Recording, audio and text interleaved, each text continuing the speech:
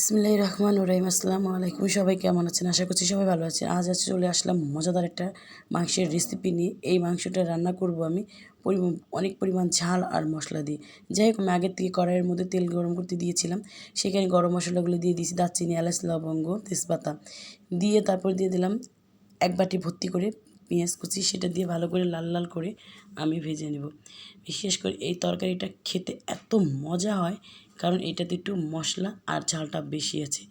যাই হোক, আমি 3 চামচ ভর্তি করে আমি রসুন বাটা দিয়েছি, 3 চামচ ভর্তি করে আদা বাটা দিয়ে দিব। মানে আমি আগের থেকে বলছি যে এই মাংসটাতে মশলা বেশি দিতে হবে, শুধু 2টা বাটা মশলা দিলেই হবে, আর কিছু লাগবে না।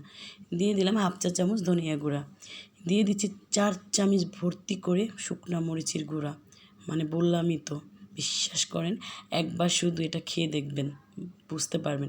এটা কিন্তু কোনো ফার্মি মুরগি না, বাট করপ মুরগি না, এটা খাসি মুরগি, যেটা যে 8 কেজি 9 কেজি ওজনে হয়, সেই মুরগিগুলো।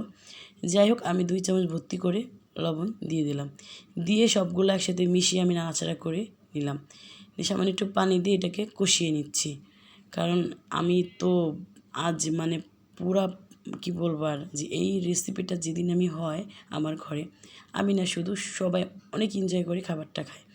যাই হোক, মশলাটা আমি আগে থেকে একটু ভালো করে ভেজে নিলাম, নিয়ে তারপরে কষানোর জন্য পানিটা দিয়ে দিলাম।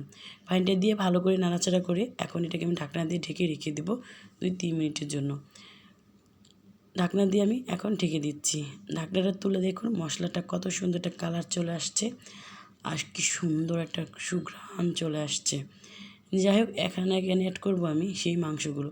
এখানে এটা অনেক বড় মুরগি, তাই চামড়াটাও আমি এখানে দিয়ে দিছি চর্বিটা সহকারে, কারণ চামড়ার ভিতরে চর্বিটা থাকে। চর্বিটা আসলে মুরগির চর্বি খাওয়া ভালো। যাই হোক, আমি এই আর কক মুরগির বা বড় খাসি মুরগির চামড়া তো একদম বটের মতো হয়, ওগুলাও দিয়ে দিলাম আমি। দিয়ে আমি ভালো করে নাড়াচাড়া করে নিচ্ছি।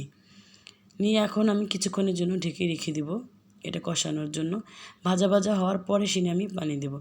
যাই হোক, আমি ঢাকনাটা তুলে আলু দিয়ে নিয়েছি, আর স্কিপ করে গেছি, আলুটা দেখাতে পারিনি, কারণ যে আলু এর সাথে অ্যাড করেছি, কারণ আলুর ঝোলটাও খেতে খুবই ভালো লাগে। যাই হোক, ভালো করে মশলাটাকে আর মাংসটাকে ভালো করে ভাজা ভাজা করে নিলাম।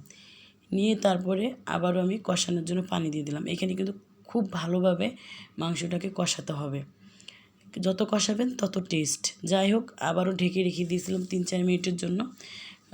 তারপর ঢাকনাটা তুলে আমি পরিমাণ মতো পানি দিয়ে দিলাম ঝোলের জন্য। আর এটা তো অনেক শক্ত মুরগি, এটা তো আরও বেশি করে কষাতে হবে যাতে সিদ্ধ হয়ে যায়। যাই হোক, আবার 4-5 মিনিট ঢেকে রেখে ঢাকনাটা তুলে এখন আমার তরকারিটা কিন্তু পুরোপুরি হয়ে আসছে। এখন দিয়ে দিচ্ছি জিরার গুঁড়া, মানে ভেজে রাখা জিরা, সেটা গুঁড়ো করে আমি এর মধ্যে দিয়ে দিলাম। বিশ্বাস করেন, এইভাবে একবার শুধু এই তরকারিটা রান্না করে দেখবেন। আমার তরকারিটা হয়ে গেছে, এখন আমি তরকারিটা নামিয়ে নেব। আমি সবাইকে বলছি, একটা কমেন্ট, একটা লাইক, একটা শেয়ার প্লিজ দিবেন। দেখেন, আমার তরকারিটা কিন্তু হয়ে গেছে।